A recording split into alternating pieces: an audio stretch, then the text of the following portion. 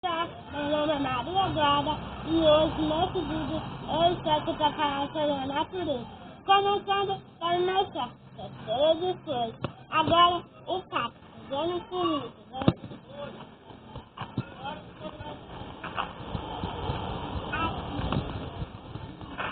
A natureza, a vida da natureza é linda. Começando por esse daqui, que é da minha prima.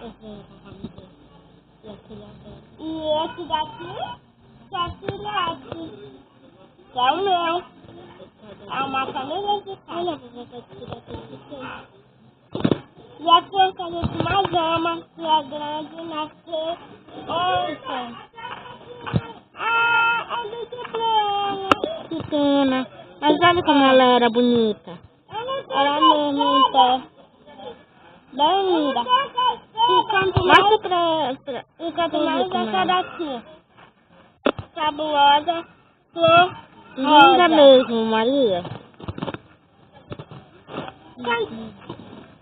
Continuando a cor roxa. Vem. Essa pequenininha não dá pra pegar direito, mas eu vou pegar dentro aqui sozinho.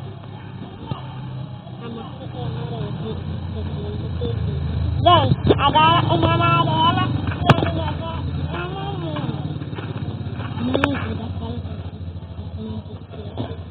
essa daí é muito linda. E essa amarela que fica parece que Maria.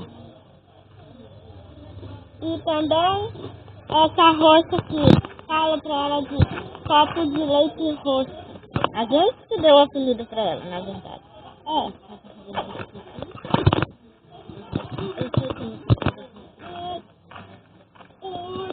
A gente mais ama, como a gente não tinha árvore de Natal, a gente usa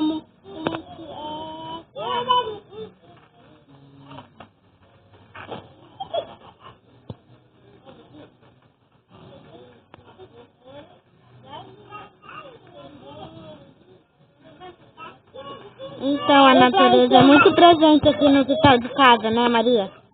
E falamos sobre dois animais aí fora, mãe. Dois animais que amam ficar debaixo das folhas de planta da vovó. Como é o nome desses animais? Essa daqui é a Ciara e essa outra ali é Catina, abraço. Então dá um tchau, Maria, e falo para cuidar do meio ambiente e da natureza.